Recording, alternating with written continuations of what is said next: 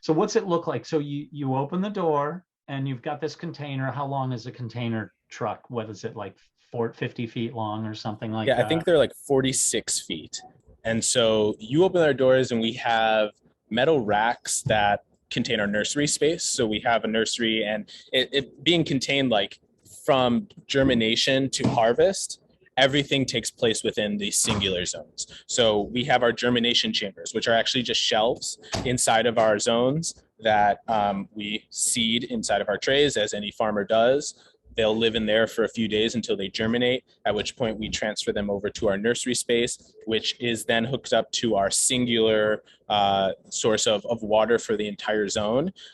In that, and I say this because it's just kind of pertinent for people who are particularly knowledgeable about agriculture. Generally, horticulture is like, it's cool because we have different beneficial fungi, different nutrient contents, different beneficial insects that we release within our zones, because what we're trying to do is replicate, an ecological system that otherwise just naturally exists in the outside world. And that actually, there's a lot of nuance in trying to replicate that sort of ecosystem in a confined space, because there are the knowns, the known unknowns, and the unknown unknowns that like are actually contributing to a naturally occurring ecosystem that we're trying to emulate in our spaces. And so from germination to harvest, our crops are from take between 28 and 31 days. And so Wow, on that's our fast. campus here, yeah, it's extremely fast, but that also has to do with the crops that we choose to grow. Yeah. Here at Yeah. Brooklyn, we only focus on herbs. That is primarily dictated by just like market trends in the area. The lettuce market in New York City is pretty saturated. There are a number of hydroponic farms that operate here, and that's really like a positive thing, right? I think that like we have a number of options for consumers to again come in contact with these various forms of agriculture, purchase their product, acclimate themselves to like what that means, whether or not they like want to subscribe to supporting that sort of thing. And so we primarily focus on herbs. So here we are growing basil. That's like our biggest crop. Focus on basil, parsley, and cilantro. And then historically, we've also grown chives and dill, and we're going to be reintroducing dill to our farms as well. So that will be the fourth crop that we'll be selling. But at our other farms, we also grow herbs, but there's less of a saturated market for salads. So a lot of our other farms grow a variety of lettuces and mustard greens that go into salad mixes that we do. And that's what's really exciting too, because like, and I talk about this a lot as it pertains to Brooklyn, right? Is like at this campus in particular, we don't grow food for sustenance, right? Is like the farming that we were talking about previously, community garden, is oriented around providing food for people to live off of, right? And Mhm. that's not what we're doing here. But at the same time, the technology that we are refining here Yes. is impacting the trajectory of what urban agriculture will become. And just Mhm. as any sort of, and to your question of like, okay, so can we drop one of these containers in some areas in the desert somewhere? Can we drop it in somewhere far north and near the Antarctic? The answer is yes, we can. But similar to any developmental technology, is like where it starts out, it's very expensive, right? That's why Square Roots is a venture funded company, Mhm. because they need the financial resources to be able to access these containers. While we are an agriculture company, we're primarily a tech company because we develop the technology that controls our environment systems inside of our zones, right? And so all of that takes an immense amount of money, which individuals, small nonprofit organizations don't have the capacity to do. Gotcha.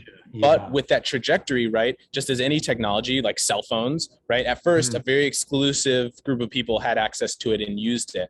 But as different players began to come into the cellular device, whatever realm, is that like people refine the technology, the materials required to build phones became cheaper. And as a result, more people became able to access phones to benefit from what they provide. And I view that in the same sort of way, right? And that was kind of a point of contention for me in deciding, was I going to join Square Roots? Was I going to leave community-based gardening? Is because it's not the same sort of providing food immediately for people, but impacting that trajectory is so profound to me that that is kind of what's fueling my interest at this particular point in time, because we're on the cutting edge of what presumably an industry that will be just as large, if not larger. And by larger, I mean even more diversified than our industrial farming systems that we've historically had in this country.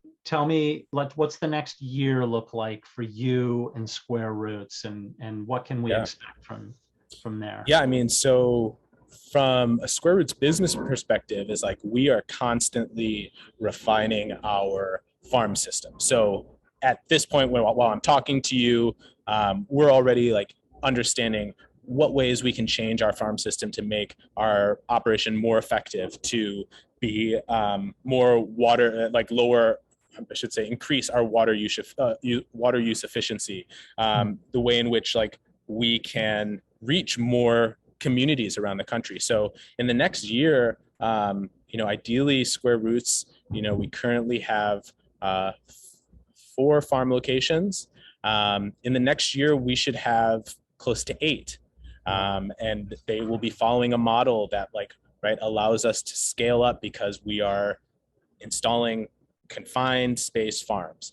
And that's really profound, just because we also have funding, and meaning that there are people with money who are interested and acknowledge the power that this idea has, right? And so the proliferation of that will be exponential.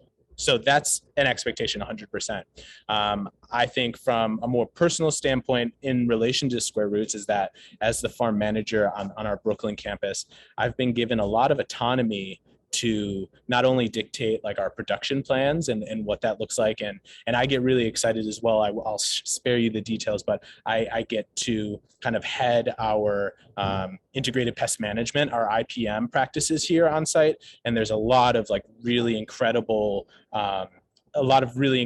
things going on. I'll just drop one term for anybody who's listening and might want to look into this: thigmomorphogenesis. And in brief, it's the mostly unknown mechanisms at this point in time, unknown to humans, mechanisms inside plants that are receptive to physical touch. So whether that's animals passing them in the wild, whether it's air temperature, whether it's water, we have discovered actually certain frequencies that plants respond to and will perform at a higher biological level when exposed to these frequencies, right? Everything's a vibration. So yeah, we just talked about that. So that's incredible, right? Yeah. So that's really cool. And so I like that. And so I'm going to be able to do some really cool things, collecting data around all these pest management practices that allow us to not use chemicals, to still, dictate the levels of pests that we have in our systems, and then change things that allow us to counterbalance that.